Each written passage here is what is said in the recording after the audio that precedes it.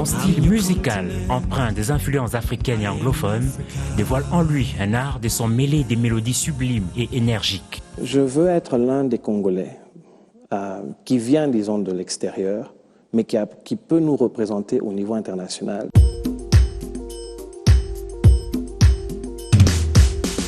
Chanteur à la voix douce et sensuelle, son éclectisme musical l'amène de l'R&B en passant par le zouk ou encore l'afrobeat. Et je produis un son qui est vraiment courant. Comme ça, les gens peuvent se retrouver dedans et on peut aimer ensemble. Kikou, artiste et musicien congolais, est l'invité d'ITW.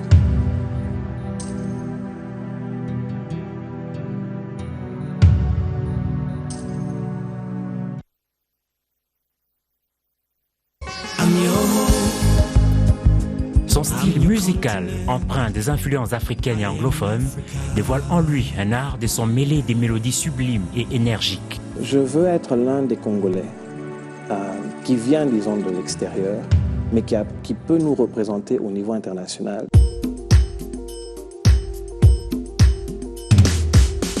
Chanteur à la voix douce et sensuelle, son éclectisme musical l'amène de l'R&B en passant par le zouk ou encore l'afrobeat. Et je produis un son qui est vraiment courant. Comme ça, les gens peuvent se retrouver dedans et on peut aimer ensemble. Kikou, artiste et musicien congolais, est l'invité d'ITW.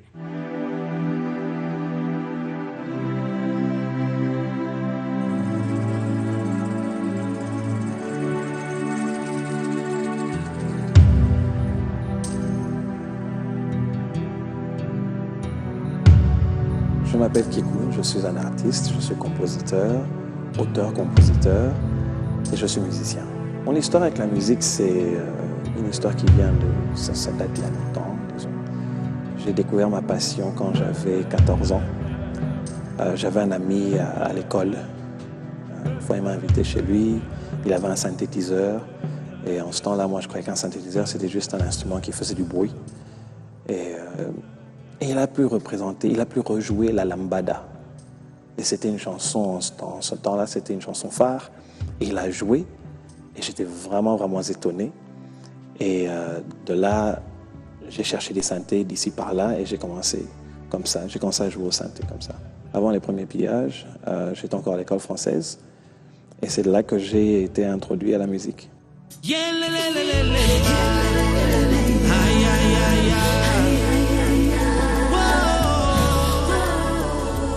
Dans ma musique, il y a plusieurs influences. J'ai une touche classique, j'ai une touche R&B, j'ai une touche américaine, j'ai une touche africaine, j'ai un horizon. Et donc c'est avec ces différentes influences que j'arrive à faire ma musique, que j'arrive à la composer. Je suis aussi beaucoup le monde de la musique, donc ce qui est courant, ce que les gens aiment, ce que les gens apprécient. Et je produis un son. Comme je suis une personne qui écrit de la musique, je compose, donc je me fie à mes émotions. Alors si j'ai une émotion, disons, triste ou mélancolique, je peux créer un son mélancolique. Et si j'ai une sensation gaie, je me base sur ça et je crée quelque chose. Par exemple, pour les boîtes de nuit, disons, ou une musique que les gens peuvent écouter pour danser, une musique de fête. Donc ça dépend de ce que je ressens. Par exemple, en gros, disons, ma musique, c'est une musique positive, c'est une musique où j'insulte personne, je ne critique personne. Mais j'aime bien parler des choses positives, j'aime bien parler de la beauté d'une femme, la beauté de la vie, les bonnes choses qu'on peut trouver dans la vie, la fraternité, même dans le gospel, ça a toujours un message positif.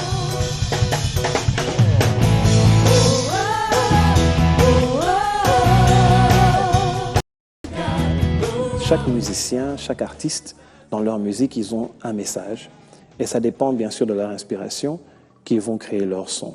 Mais en ce qui me concerne, ma musique est positive. Et je l'exprime d'une manière en utilisant par exemple le kizomba, qui est une musique qui est appréciée par les Angolais et les Mozambiquais. Vous avez du house, qui est apprécié par, disons, l'Afrique du Sud.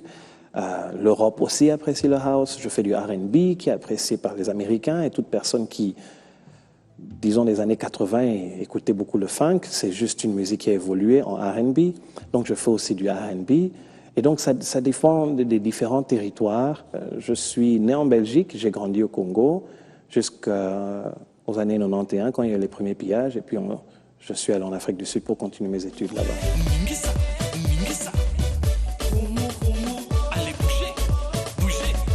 Kinshasa est la base. Même si j'ai voyagé et j'ai passé beaucoup de temps à l'étranger, Kinshasa, c'est la base. Le Congo, mon cœur, c'est pour le Congo. Donc, Kinshasa, c'est la base. Je reviens sur mes bases parce que j'ai évolué à l'étranger.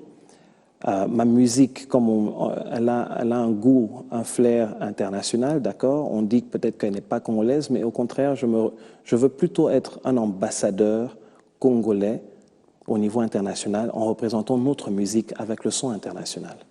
Je veux être l'un des Congolais qui vient, disons, de l'extérieur, mais qui peut nous représenter au niveau international. Donc, si je peux, par exemple, arriver à Hollywood avec notre son, même si ce n'est pas totalement rythmique comme notre musique folklorique d'ici, mais avec l'identité d'un Congolais, je fais avancer notre pays et notre musée, et notre culture.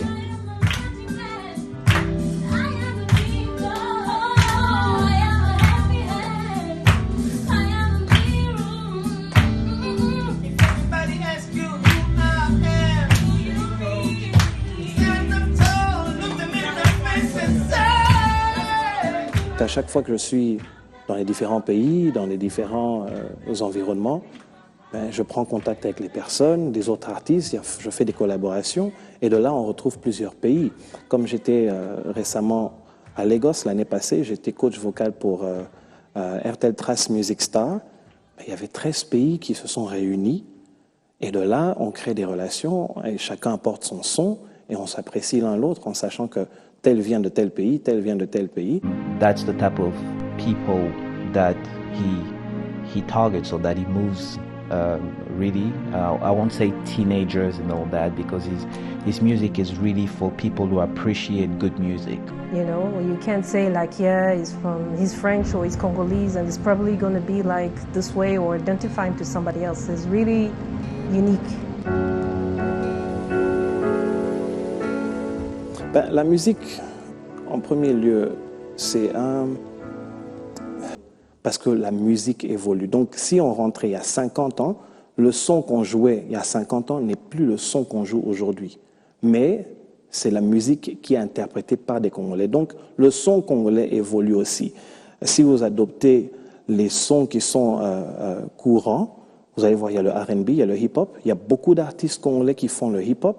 Il y a beaucoup d'artistes congolais qui font le R&B, il y a d'autres qui font du house, mais c'est juste peut-être qu'ils n'ont pas encore eu la possibilité de pouvoir faire entendre leur son ici à Kinshasa, mais je vous assure, il y en a beaucoup qui sont à l'étranger et qui sont en train d'évoluer. Donc, c'est juste une question de pouvoir rassembler les différents talents qui existent pour les ramener au Congo. Et vous allez voir que la musique congolaise est en train d'évoluer. La rumba, c'est un son qui nous a été importé, qu'on a adopté, qu'on a développé.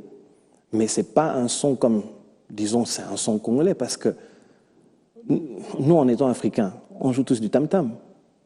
La guitare n'avait pas été créée ici, on nous l'a apporté comme instrument. Donc, la rumba, c'est une expression que l'on a, mais on est très folklorique en étant un peuple congolais. Mais avec la technologie qui existe, les sons qu'on reçoit maintenant de la technologie, le son est en train de se changer, de se transformer et d'évoluer.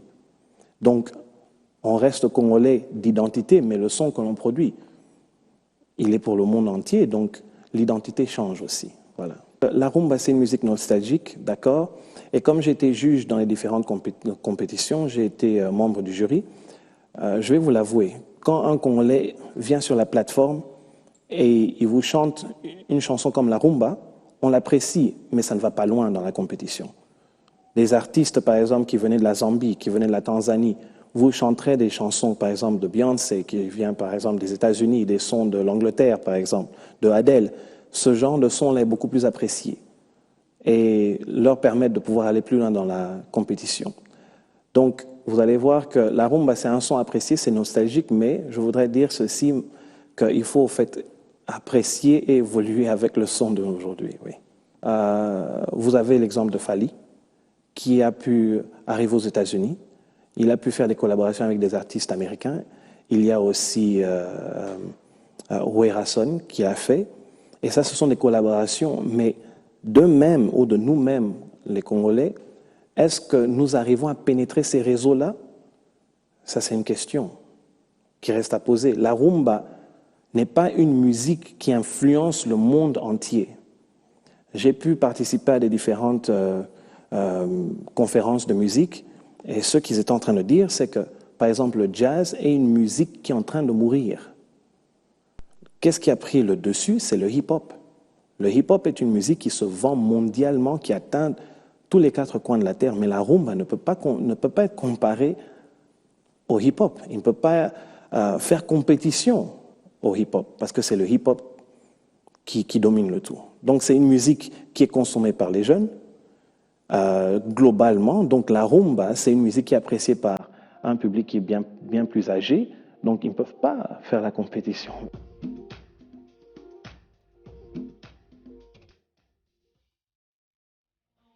Je trouve que je suis congolais et je veux amener quelque chose de différent. Disons, une autre rubrique dans la musique congolaise, pas seulement la rumba. On n'est pas identifié que par la rumba, mais nous pouvons amener un autre son en étant congolais. Donc, je veux amener quelque chose de différent et représenter le Congo à un autre niveau. Je trouve que la rumba n'évolue plus comme avant. Si je vous donne un exemple du jazz, les artistes courants qui vous chantent du jazz, il n'y en a pas beaucoup, je vais en nommer un. Il y a Michael Bublé, par exemple. Michael Bublé est le seul que je connaisse qui est en train de reprendre les chansons qui avaient été chantées par Frank Sinatra. Mais il n'y a personne d'autre qui le fait. Donc c'est une musique qui est aussi en train de mourir. Donc si on arrête de les produire ou de les chanter, ben, ça serait une musique qui, au fait, rentre dans les... Il faut des instruments acoustiques. Par contre, avec l'autre style de musique, ça coûte moins cher de la produire, elle est consommée plus facilement, c'est un son beaucoup plus accessible, si je peux dire. Donc, c'est pour ça que c'est en train de changer. On ne peut plus vraiment avoir un groupe. Par exemple, vous avez 4, 5 chanteurs, vous avez les artistes, les musiciens, il y en a peut-être 4, donc vous venez avec un groupe à 15. Personne ne paye pour ça parce que les clients n'ont pas le budget pour pouvoir soutenir une équipe comme ça. Vous voyez, donc c'est ça le problème, en fait.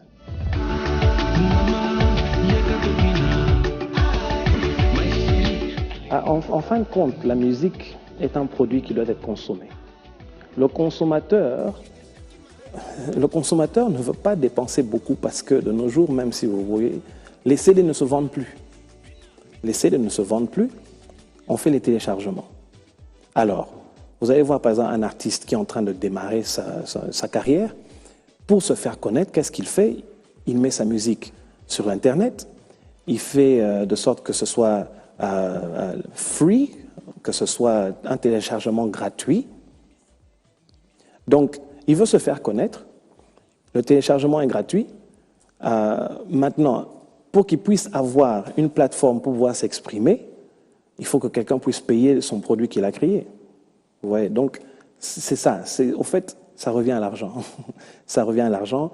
Le coût, le client, il doit être en mesure de pouvoir payer pour qu'on puisse exprimer notre talent. Alors, si vous venez avec un groupe de beaucoup de personnes, il n'y a pas beaucoup de clients qui peuvent payer pour ça. Qu'est-ce qui est courant? Qu'est-ce que les gens veulent entendre? Parce qu'on fait la musique pour qu'elle soit entendue. On fait de la musique non pour éduquer les gens ou forcer les gens à l'écouter. Vous voyez? Donc, il faut étudier d'abord le marché. Qu'est-ce qui est courant? Qu'est-ce que les gens écoutent? Qu'est-ce que les gens apprécient? Et faites une musique ou créez une musique selon le désir de la personne qui veut l'entendre. Et une fois qu'on peut faire ça, on peut soit influencer vers la rumba, disons, mais avec un son qui est courant, parce que si vous introduisez quelque chose qui est vraiment nouveau, les gens ne vont pas pouvoir se retrouver et ils ne vont pas suivre. Vous voyez? C'est donc comme ça que ça se passe avec la musique. Donc pour que la musique congolaise revienne au-dessus ou qu'elle remonte, qu'elle devienne numéro 1, il faut aussi que les personnes qui sont en train de l'écrire sentent le besoin de créer la rumba. Vous voyez ce que je veux dire? Mais si maintenant vous avez les jeunes, qu'est-ce qu'ils écoutent? Ils écoutent le hip-hop, ils écoutent le rap. Tout le monde veut rapper, tout le monde veut chanter, tout le monde veut devenir star, tout le monde veut aller sur les plateformes ou les différentes compétitions pour devenir star. Mais ils choisissent le son qui est courant. Voilà. Il faut aussi que nos artistes, ceux qui sont déjà connus, qui puissent aussi encadrer les jeunes à pouvoir prendre la relève pour qu'on puisse continuer à créer le même son et continuer à évoluer.